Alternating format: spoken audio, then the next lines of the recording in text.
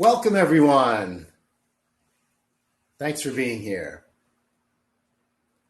Stuff happens every minute of every day in our personal lives, in our businesses, in our careers. Stuff happens.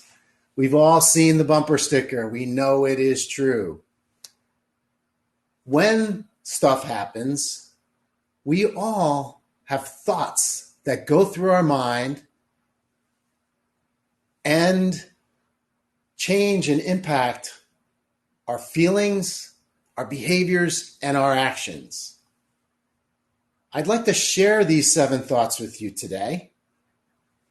And from my experience and in my coaching practice, I know that as we recognize these thoughts, as we understand how they impact us, we can change them.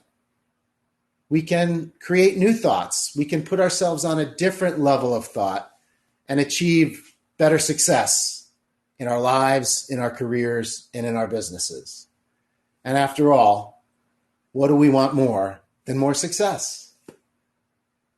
I'll share some examples with you too as we go through and help you understand how these controlling thoughts impact us and all those around us.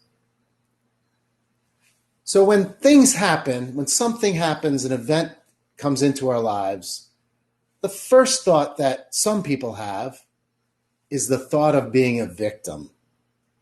They feel helpless. Something's happening to them and it is not within their control. People in this state often will try to hide or avoid engaging with this particular challenge or stress that's come into their life or into their business. They want to crawl into a hole. They don't want to really engage with a solution. And this is very normal. We all have this. This impacts us all in some way, shape, or form. The key question is, how long do we want to stay in this state? And is there a higher level thought or feeling that we can go for that'll serve us better? Many years ago, when I was in college, one of the several jobs that I had was working in the dinner club in our cafeteria. It was kind of a fancier part of the cafeteria. It was a Friday night place that somebody could go for a special meal or for a date. And we had carving stations and all kinds of fancy things. My job in that dinner club was to put together desserts and some other items for the meal. And we had to, once we were done, we all had to pack everything up, clean everything up. And it took us a while to do that every Friday night. And it was Friday night. My girlfriend at the time, who now is my wife, had graduated before me. So she would come some weekends and visit and spend some time. And so it was really important for me to get out of that kitchen on Friday evenings. And this one particular night we were cleaning up and there were 2 of us in the kitchen. The other gentleman's name was Moto. And we were cleaning up and Moto had the 5-gallon jug of chocolate syrup from my desserts on a cart. And the cart spilled over and the chocolate syrup hit the floor and shot everywhere. We looked at each other in that terrible moment, and he took off his apron, threw it down on the ground, and said, "I quit." To this day, I call that act, when somebody does that, when somebody completely takes no responsibility for what's happened, I still call that a pulling a moto. So he pulled a moto on me. Very, very victim-based response, and something that certainly stuck with me as an example of what I do not want to do. That was a terrible night. I had to spend a lot of time cleaning that up, but it taught me an important lesson and gave me evidence of a way that I would never want to be. The second controlling thought that many people have when something happens in their world is conflict. They fight it. They're angry. They want to resist it. It's black and white. It's me against you. I'm right. You're wrong. We see this a lot in businesses, for sure, but we see this in the broader world as well. This is an interesting controlling thought, and it makes us really kind of avoid getting into that middle ground of trying to find a solution, which would be the next level of thought, which I'll get to in a minute.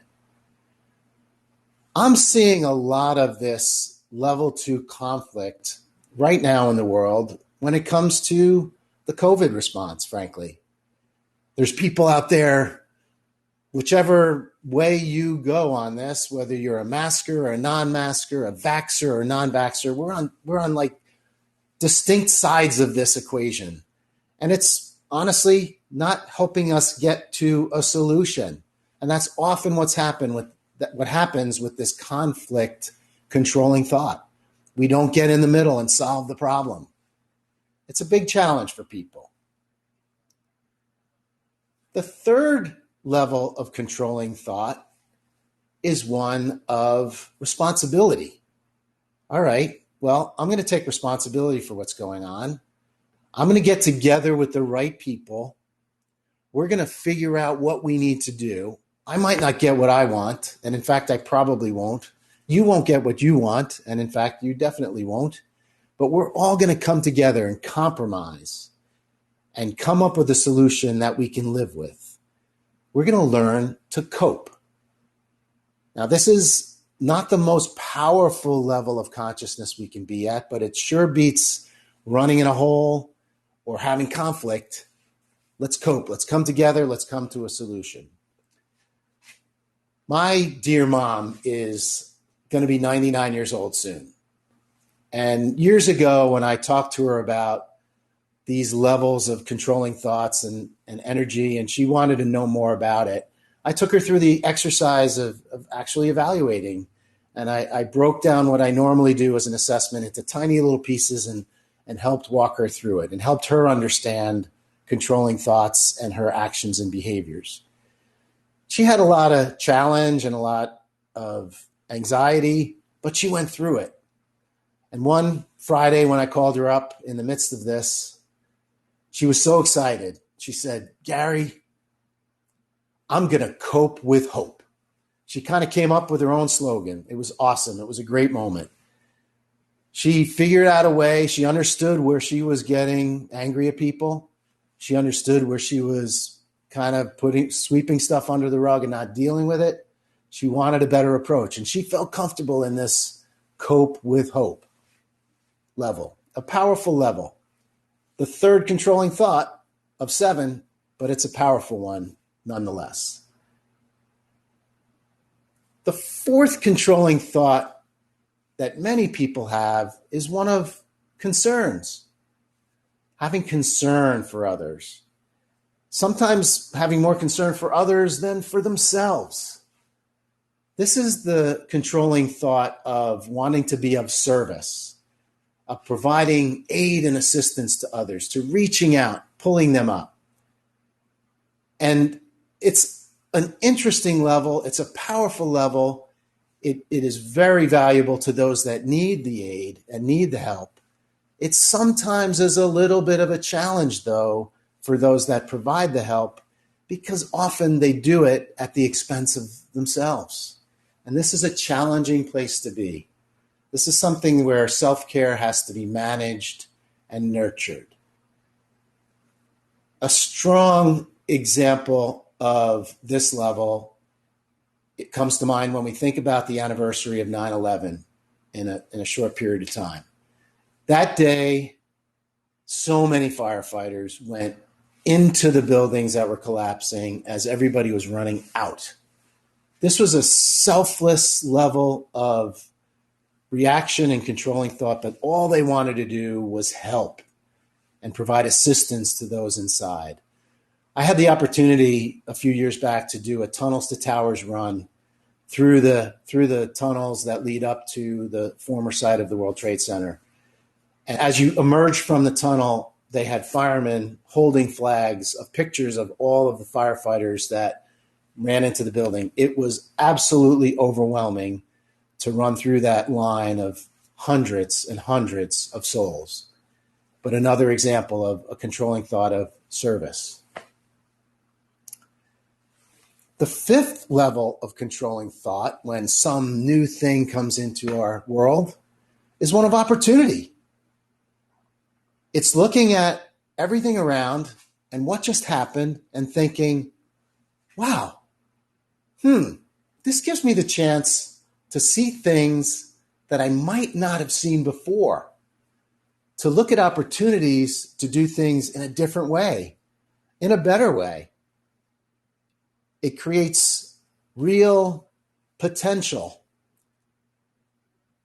This level of thought was clearly in place early days of the pandemic, when everybody was forced to change the way they did their work or did their business. Many, made massive changes in the way they operate very quickly. There are a lot of organizations and people that have continued on and even grown further from that experience in improving their processes, changing their menus, reducing their services, and becoming more profitable.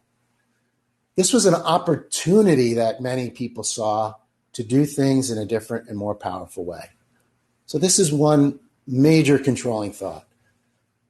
And again, as we move up this level of controlling thoughts, we can see that significant more value is derived from these higher levels of controlling thoughts. And as I mentioned earlier, if we could recognize when we have these thoughts and we could see it coming, maybe sometimes even plan for them, we could change the way our own brain works and have a different potential outcome. The sixth controlling thought is one of flow. It's one of synergy. It's where everything is happening kind of as it should. There's no beginning and no ending. Things are just happening in step. This is a wonderfully powerful level of energy. Excuse me. And it's one that frankly doesn't happen very often.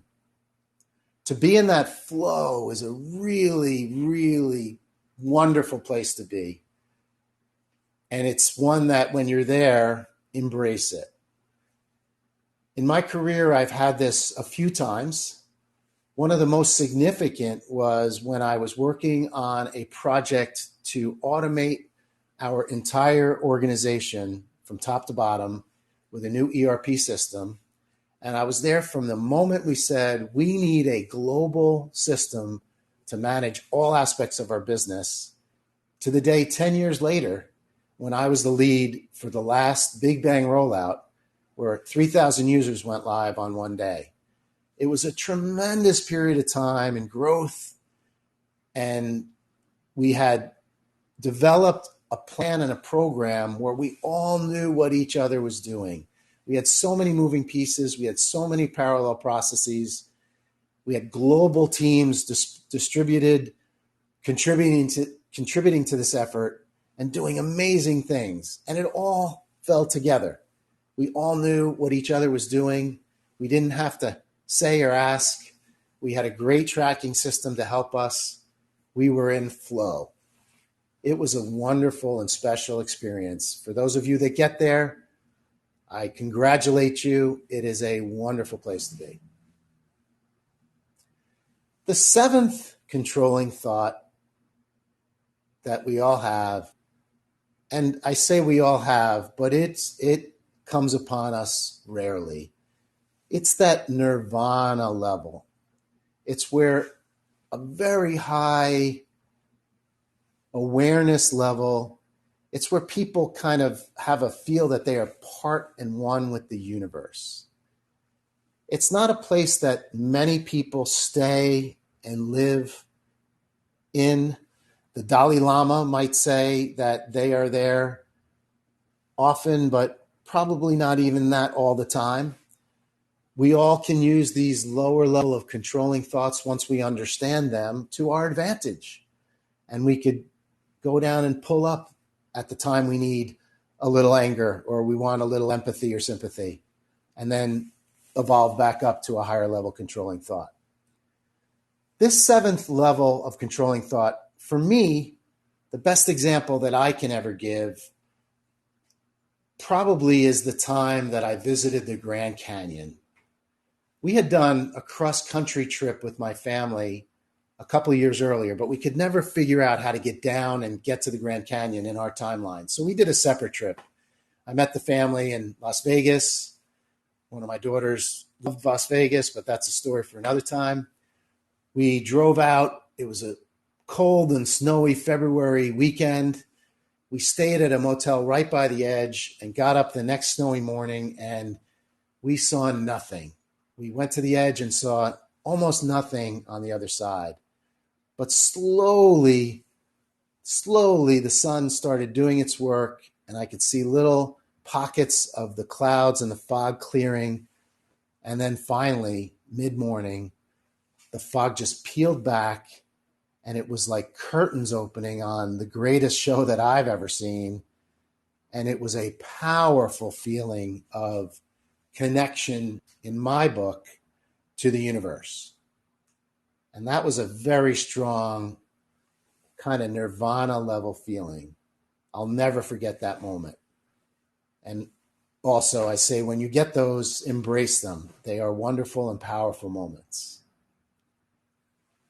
These 7 controlling thoughts, as I said, can be recognized. We control our own thoughts, only us.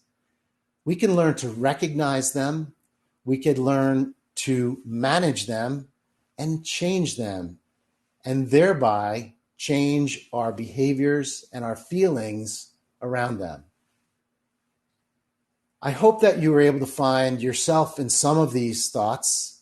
We're all in there somewhere. We're all moving around these thoughts all the time. And I hope that this gives you something to think about as you consider where you are in that thought level, and more importantly, where you want to be. Thank you so much. Enjoy the rest of your day.